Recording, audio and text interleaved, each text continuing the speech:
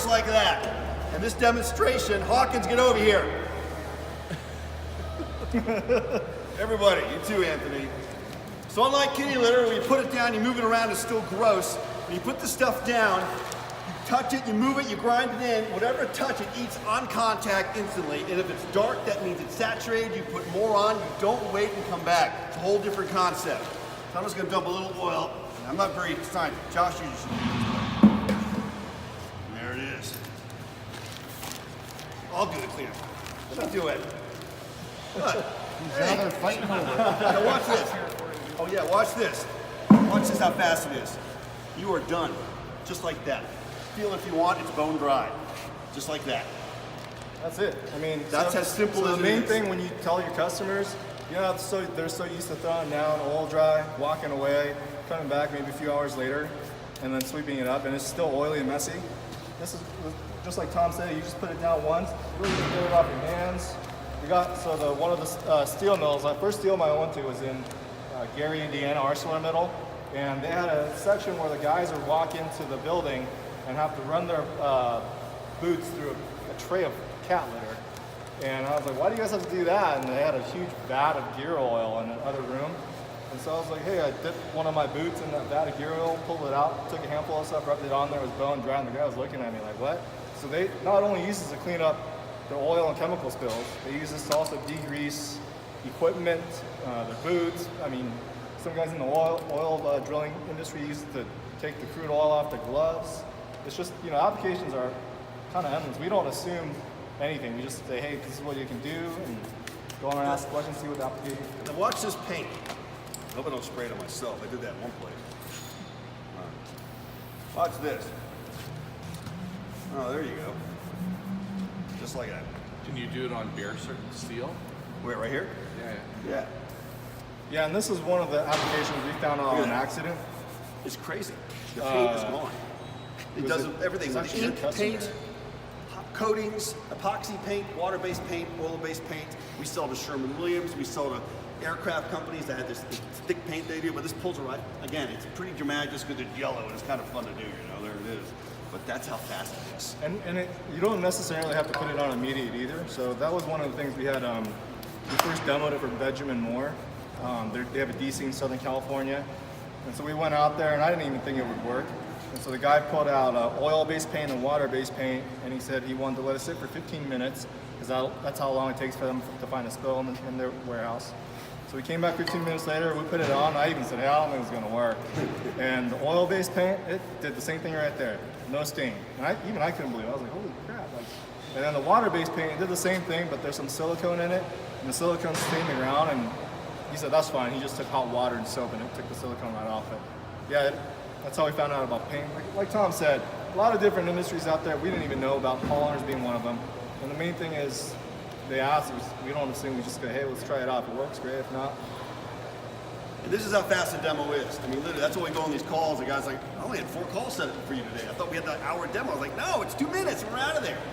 These demos, you're in and out, you know? Because it's either they dig it, they get it, or they don't. I don't talk about it too much. I just say, look, I'm the next hazmat guy, Red Cross. Let me just clean up some stuff and get out of your hair. And that's how we do it. As you can see, the demo just blows doors. I mean, it also picks up coolant and glycol too. So you have these guys mixing coolant with coolant, glycol, and then hydraulic fluid. Yeah, and it'll pick it right up. And also, if you use a broom, it picks the oil right off the broom, so the broom's not dirty either when you use the oil for the broom.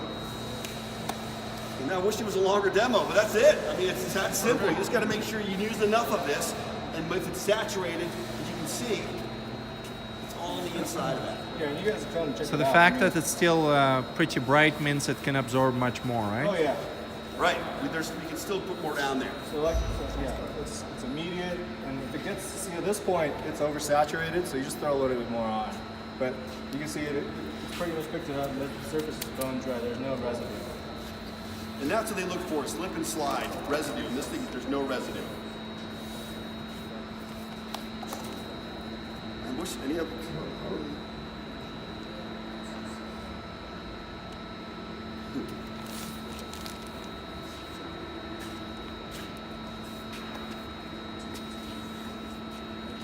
So we're in town this week. I guess we're going to be going to a gold mine, someone told me, maybe, this week. you got anything for us to go to, we got a meeting tomorrow, but we're here Wednesday and Thursday, and we'll go anywhere with you guys and do the demos. We'd love to. So just ponder that. See right there, like Tom was saying, at that point it's fully saturated. But when I tested out the product myself, all I did was I took a gallon of oil and an old scale, and I just weighed out, a quarter pound of product at a time, threw it in the gallon until it got to the point where it was dry. And what I found out is a lot of these companies selling different kinds of absorbent, they say, oh, our product does a pound of product per gallon.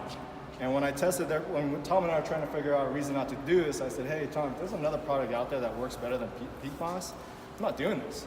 And when I tested out their product to what they were saying, it wasn't true. When I called one of the companies, I said, hey, what's the deal? And they go, oh, well, no, it's solidified. I'm like, the customer doesn't care if it's solidified. They want to know when it's dry. And so right at 2 pounds, you got one, and I did it on hydraulic oil. A gallon of hydraulic oil was dried at a touch. It's not like this, my hands are bone dry.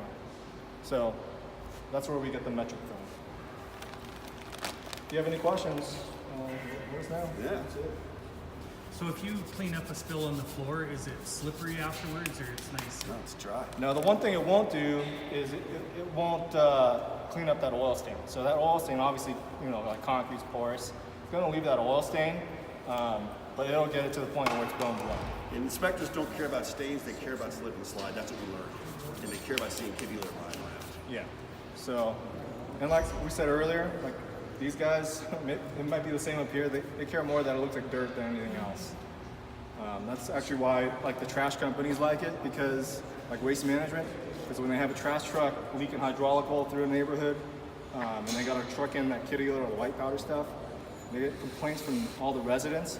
And after they tried our product out, they said, hey man, we got about 40% less phone calls about this stuff because there's no white dust flying around. It looks like they're And you're out of there in minutes rather than hours. Exactly. You're out of there before anyone knows what's going on. That's the key. So this bag here, compared to kitty litter, this will absorb how many pounds of kitty litter? Like you About need 80 to 100. When you're comparing it with your gear oil, your hydraulic oil, ATF, you're talking like crude oil. Obviously, it's thicker and it's going to take a little bit more. Yeah. But with crude oil, he's done more of the oil field industry stuff. But the one application I did get to demo it on, they had to spray in California. We get really thick, heavy crude, so they had to put spray hot water on it to loosen it up real quick. And they threw it on there and sucked it right up. Yeah. I know in Texas, you said it's like a lighter. It is lighter, crude, so you know that probably. Yeah, it's a little bit. It's easier. They don't have to do that. So then this 4-pound bag will do the equivalent of 80 pounds of kitty litter. 80 to 100. 80 to 100 pounds of kitty litter. Yep. And then if you So have, my thinking behind that is if you have this in your shop, even any kind of manufacturing company that like does, let's say, trucks with hydraulic oil Right. and stuff like that, it's easier for them to grab a 4-pound bag, go over and sprinkle it down, clean it up, than it is to drag a 25 or 100%. 30-pound bag of kitty litter. Yep. Yeah. one of the things Yeah, exactly. you'll get asked about is, or comments is like, hey, my guys aren't that smart. They're gonna rip open the bag and overuse it. Well, here's the deal, like we found out in California is, what they didn't realize is their biggest cost is the cost to get rid of this stuff. So even if they overuse it, unless you're using 100 pounds of this to clean up 1 gallon of oil, 1 gallon of oil, or 2 gallons of oil, I'm sorry, the point's really moot because I don't know what the price is here, but in California they pay somewhere between $500 to $800 to get rid of 1 drum of kitty litter or absorbent. That's insane. So just by switching to this, like I said, it'll reduce it by up to 65%. So if they overuse it, no matter how, unless they're using 100 pounds of it, it's still going to reduce it by 50%. So they're still saving money on the back end, which also is something you guys do the DVA things right here too, I'm assuming. Yeah. So that's another thing you guys can attribute to is reducing their hazardous waste disposal volumes. It's just cost savings on that part as well. Yeah, I mean, I can think of a lot of customers, companies that could use this, right from the city of Edmonton to Public Works, to our end users. we know is a big one. We just try not to deal with them as much, as, at least in California, because it's such a nightmare. Yeah, Trying to, at least in government California. stuff, yeah. Government stuff in California is a nightmare. yeah. But yeah, we're around Wednesday and Thursdays. You guys got an idea? We'll follow you and go do some cleanup stuff. We'd love to do it. It'd be If fun. I've got a handful of my sales guys here, if you guys can We can split us up. set up some You know? meetings, by all means, you could do it. They're here. they can come demo